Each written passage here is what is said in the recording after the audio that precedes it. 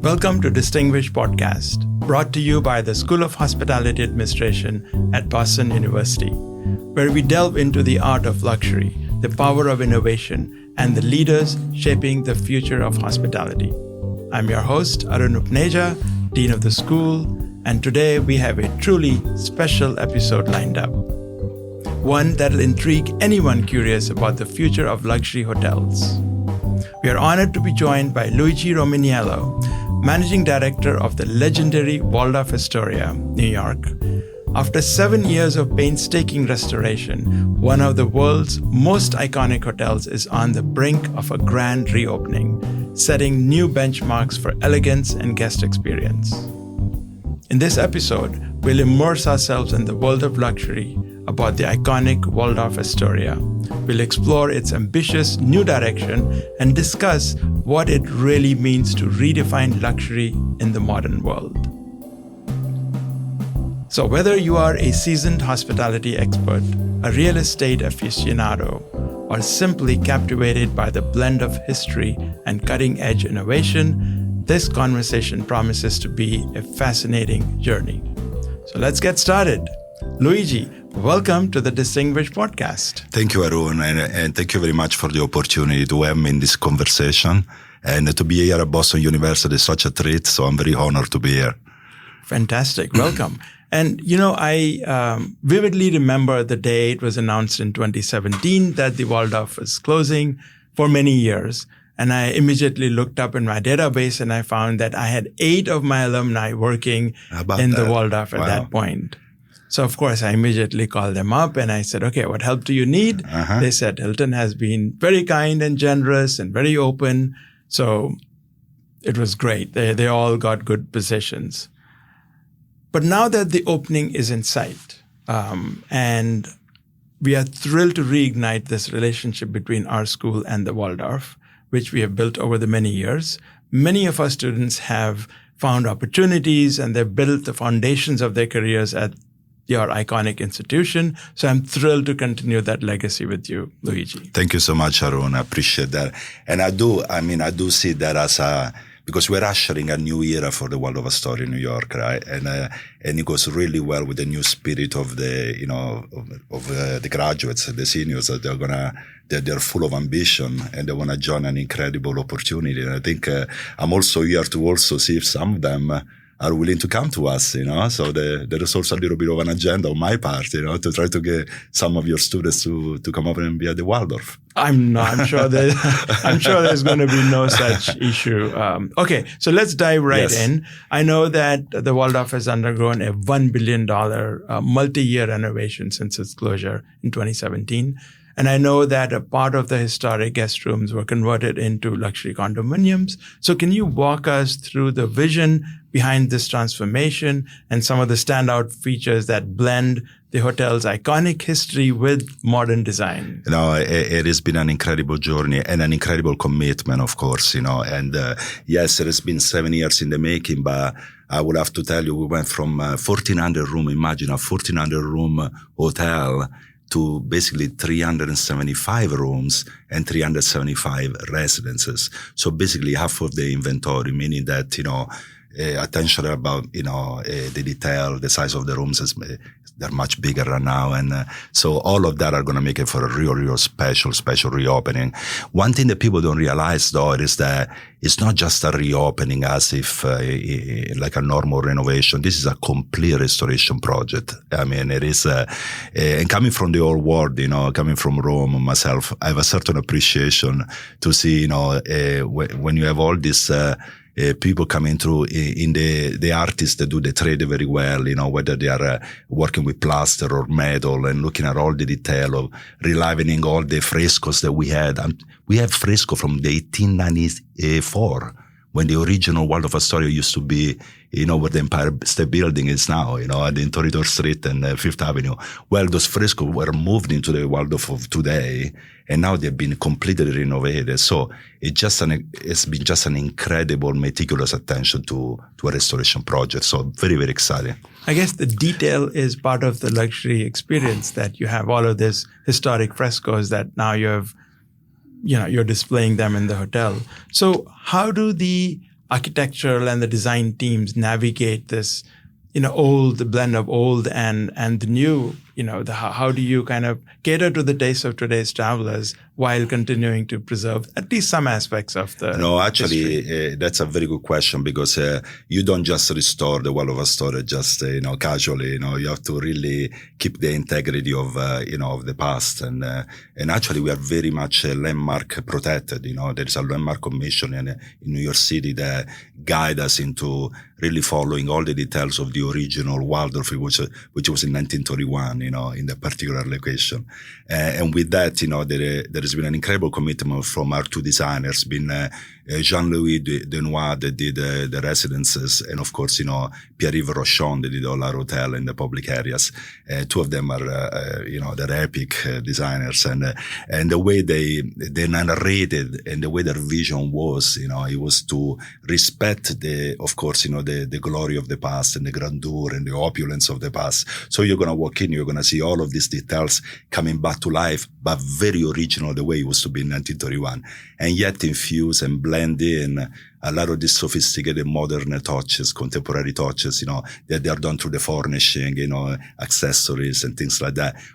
But at the end, everything has been, even the wood and all of that has been used, they use a lot of reclaimed materials, because they purposely didn't reuse new material, so that when you walk in the Waldorf, you almost don't know what's new, what's old. It kind of blends so well together that you feel like you're getting back all of that experience, but in a much more fresh and contemporary way. Yes, that's amazing. So that is one. So this on one side is this construction, the renovation, which you are now using some of the old materials, but new looking old materials. Absolutely. So now let's pivot to the service. So luxury hospitality means different things to different people in different regions, different age groups across generations and cultures. And all the hotels, they kind of look at what their customer base is and they operationalize it differently. So tell us, what does luxury mean to Waldorf Astoria? You're right, Arun. I mean, it's like luxury, as you know, there are so many levels of luxury these days, right? But I like to believe that luxury at our level, with Waldorf Astoria coming back, we are certainly on the ultra luxury space, I would say, meaning that, we are no longer focused on the obvious, on the things that you are expecting from a luxury experience. Coming into the hotel, you have wonderful high pressure, great air conditioning, wonderful service, food is incredible. Yes, I get all of that. But at the end, today's consumer really, especially, the real affluent travelers, they're looking for a lot of the personalization into the experience. And this is what Waldorf Astoria New York will provide. I mean, we are very focused on customizing the experience for every guest. So the way that you don't feel like one of many, do you feel very, very individual? We really get you. We understand what you like. Of course, without stalking you, we understand a little bit about you, and we're pushing the right button so that there is a sense of like, oh, you paid attention to me, and you know me, and it feels really good that you paid attention. You took the time to do that. So we really insist into that, because I think that is tomorrow's ultra luxury. Really. The future of ultra luxury is going to be all in personalization and customization, and making really the guests feel individual. So in a way, when you went from 1,400 rooms to 375, you must be happy, because it's so difficult to provide that kind of customization and personalization for 1,400 guest rooms. I mean, where is the ultra luxury? No, exactly. With that many rooms? 1,400 rooms. And back in the days, they used to have these opulent palaces, and it was a different level of luxury. I mean, of course, Grandeur and all of that centered around the big ballroom, and yes, and the opulence itself, made it for that. But, the hotel industry evolved in time, and now we are getting more and more into the attention to detail more than ever. And you arrive with 375 rooms, we're going to be able to certainly provide, the high sense of touch, even the touch points when to surprise and delight our guests when they come in. And the operators that really pay attention to the guests and make them feel special are the ones that they're really going to rise to the top. So to provide that kind of service, you really need to have the right kind of staff, and then you need to give them the right kind of training. So what is your thinking behind how do you train that staff? How do you recruit them? And so that they can deliver the kind of service that you are envisioning? Critical, absolutely critical that we have our team members, the way we interview right now. And by the way, we need to interview. We are right now having to hire up to 600 team members, if you can imagine. Right now, we already hired at the executive committee level, some department heads, sales team. But as we get closer to the opening, we're going to have some great hiring. And, with that, we're looking for the natural ability, the natural talent. For us, it's like really the ability to really conversate, to engage. When I interview someone, I like to see the level of engagement, that you finish your sentences, when you talk, you tell me a little bit of a story. Sometimes I don't even ask technical questions. I just want to get to know you, in an interview. And we let the person that really knows that has this affinity of connecting, and get a smile on their face, also with the body language, the way they present themselves, the way they talk. Those are very, very important qualities that we're looking for, especially the line staff level, because they have the direct contact with the guests.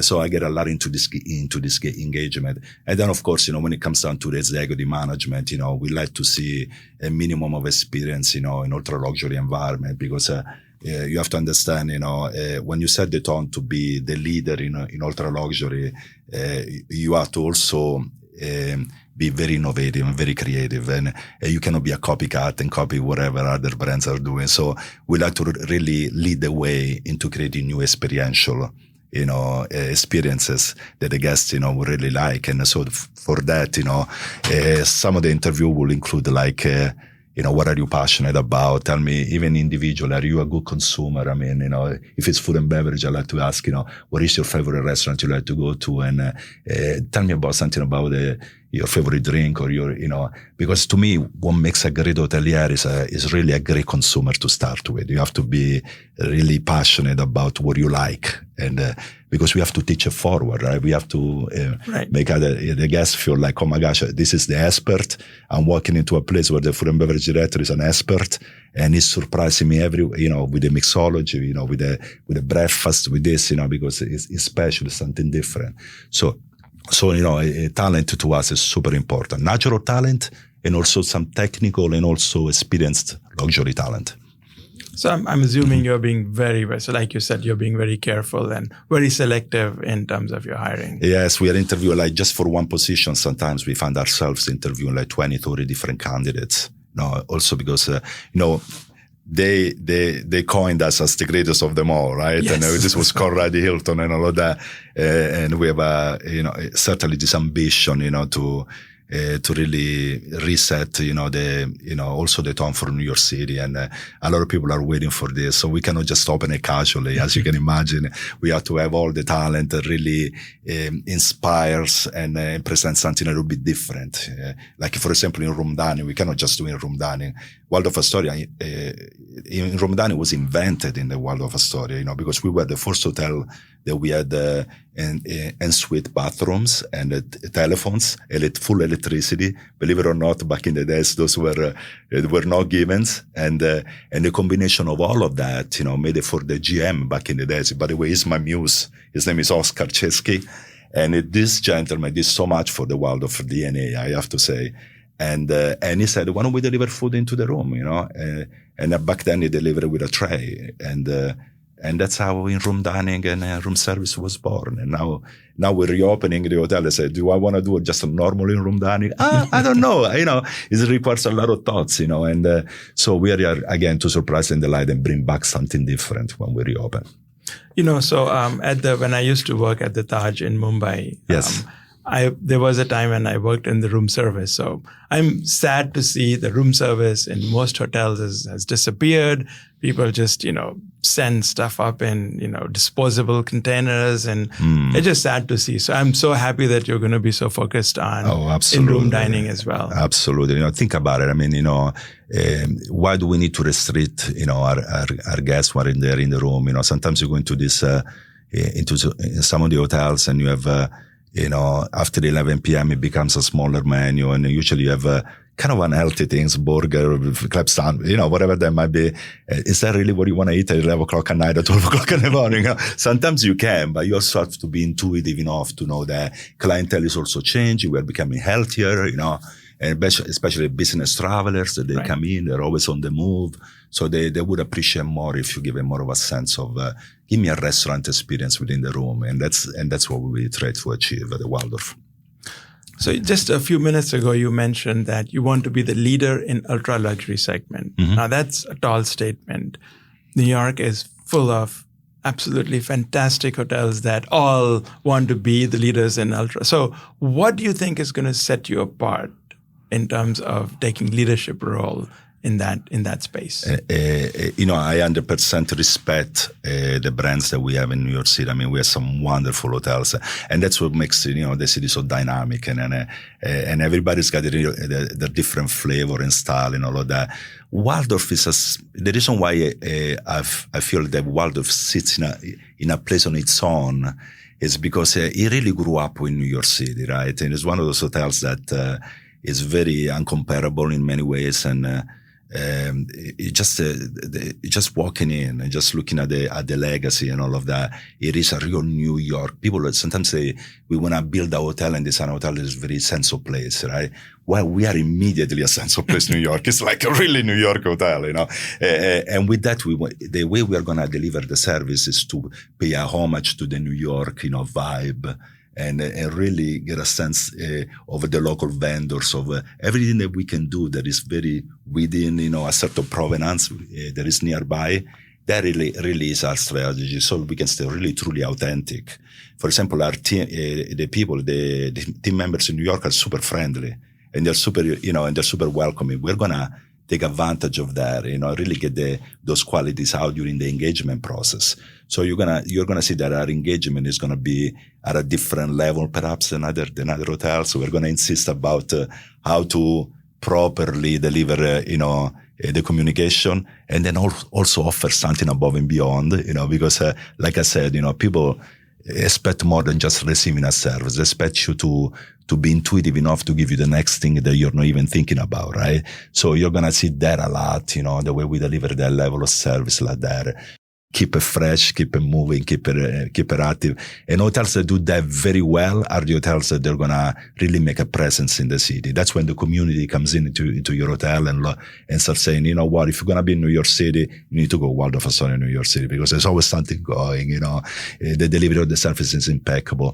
So that's kind of my vision, is to, if I have to say, if I have a court of public or luxury public opinions, there is one, I think, in the world, or the travelers that they travel, they are very nomadic and they go to the beautiful hotels, the best hotels in best brands.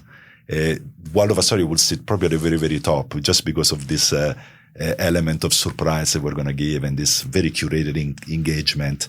All of that, is something that I'm really, really passionate about.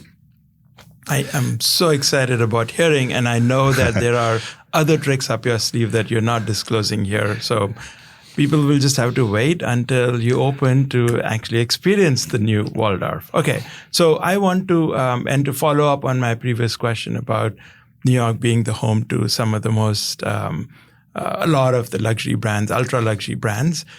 But Waldorf, like you said, holds a special place. It has held some of the most iconic social events in the history of New York.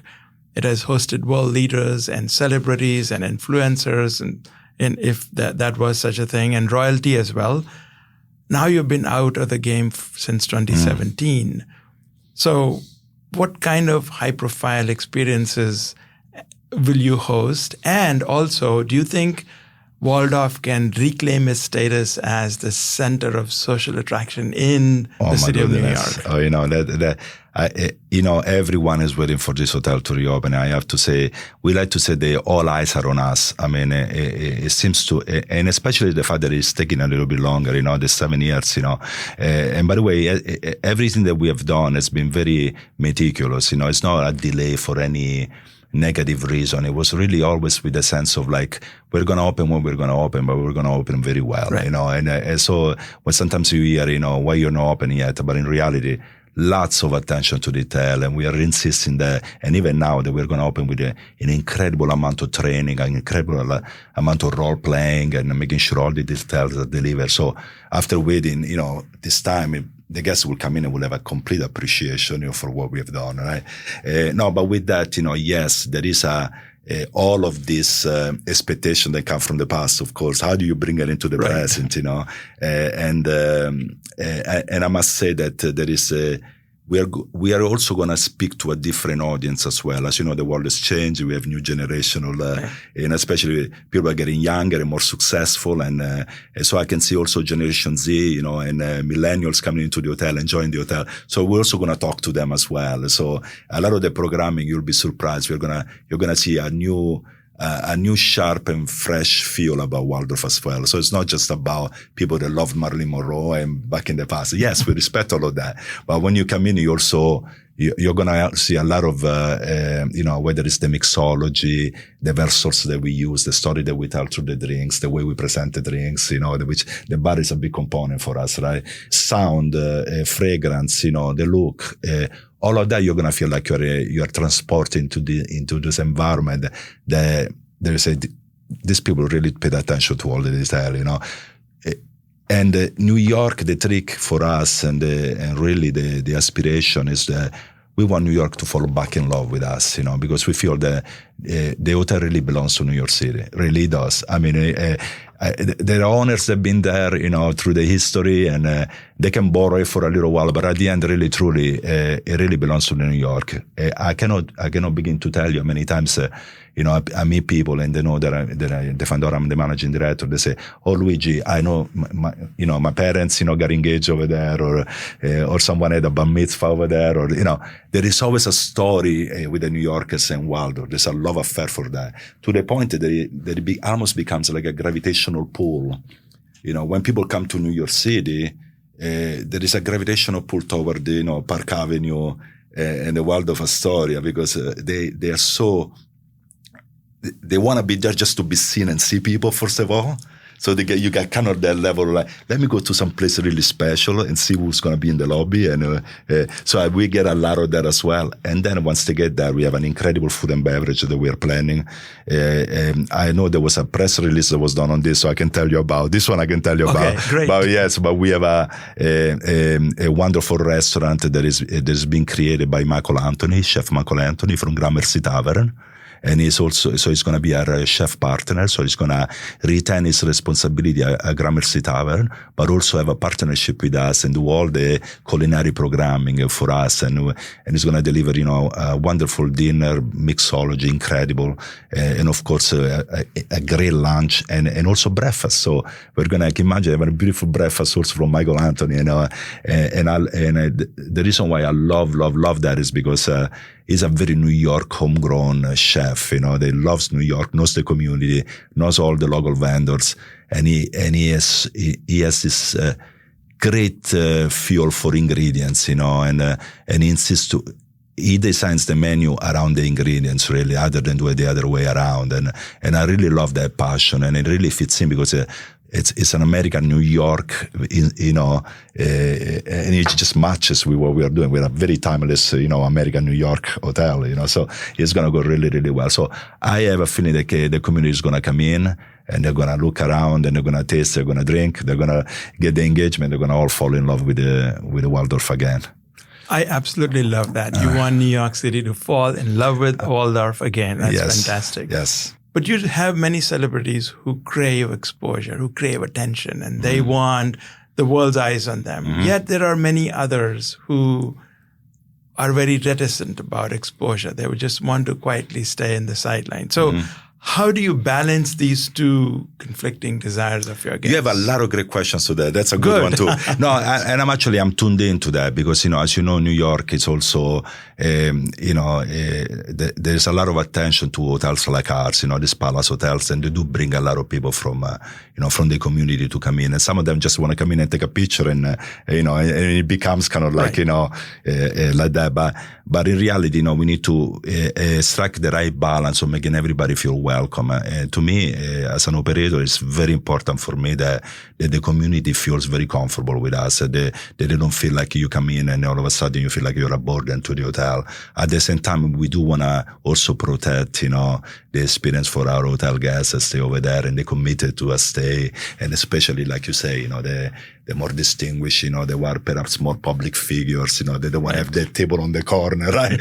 and they don't want necessarily see 100 people going by them, So we will be very thoughtful in the way we communicate with our outside guests. And of course, we always welcome to enjoy, our facilities and all of that. And if at the time they don't have time or what else to enjoy it, we will give them a small little tour or a small little diversion and say, take a picture of the flowers over here, go do this, and we'll give them a little sense of Waldorf Astoria without going all the way inside, the facilities and all of that, because we do need to create the right balance between the guests that came here to enjoy it and the people from the outside, of course. They rightfully want to come see the hotel. I mean, we love them, right? Because next day they can come back and be a patron to us, So it's all about the balance, but it's the engagement again, I believe in really making people feel special, whether you're there or not there.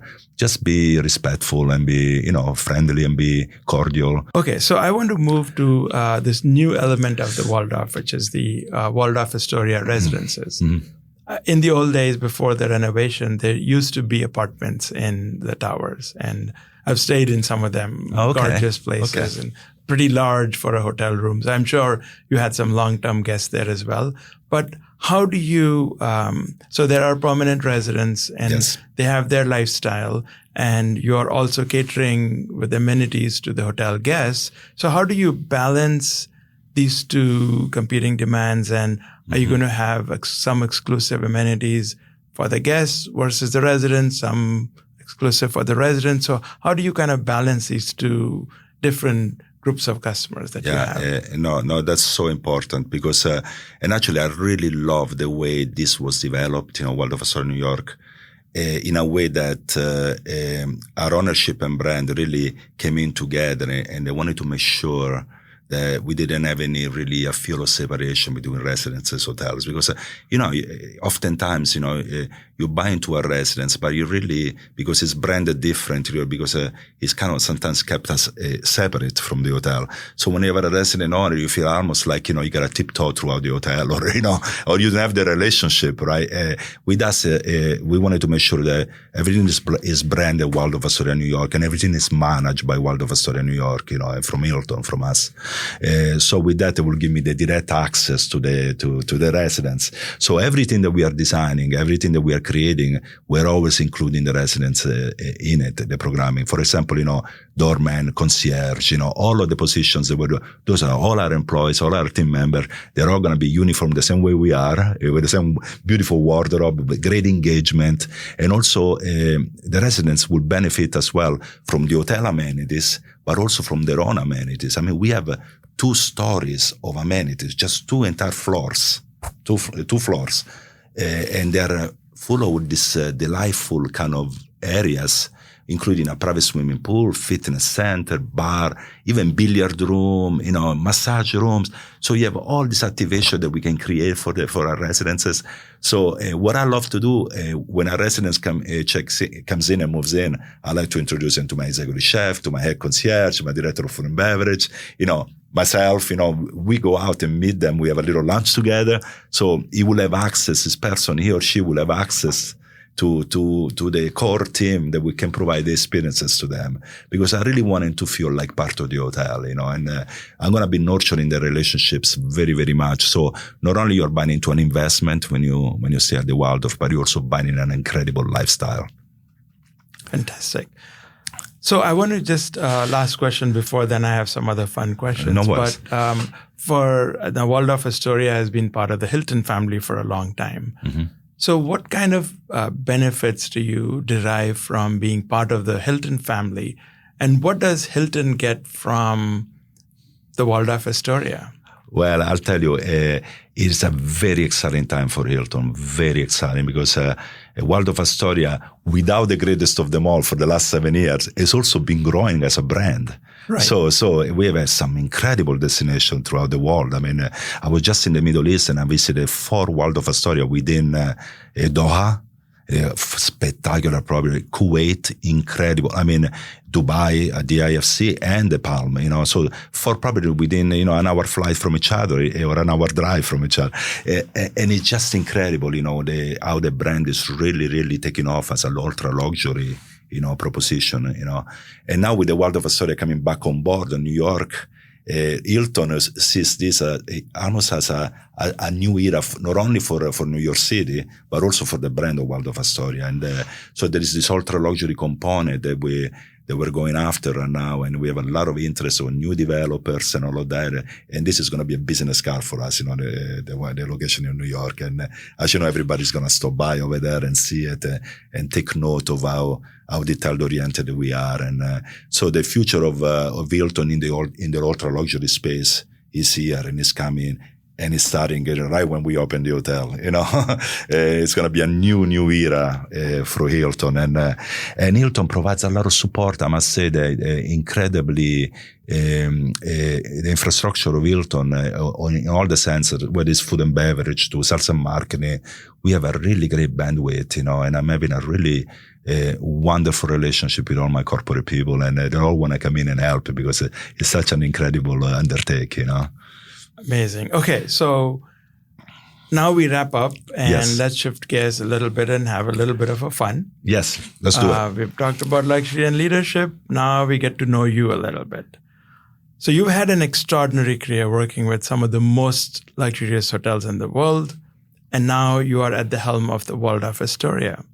You're surrounded by fine dining, and like you said, you're putting so much emphasis on really creating world-class cuisine. But when you're off duty, what is your comfort food? It's funny because I don't necessarily seek after what used to be called fine dining, the haute elevated dining, right? I mean, I appreciate when a new restaurant comes in, I'm one of the first ones to go, but just because I want to keep an eye on the culture and what is the design and all of that. So I do that. But really, truly, I feel comfortable in real rustic, very food-oriented establishments, that perhaps they focus more on food.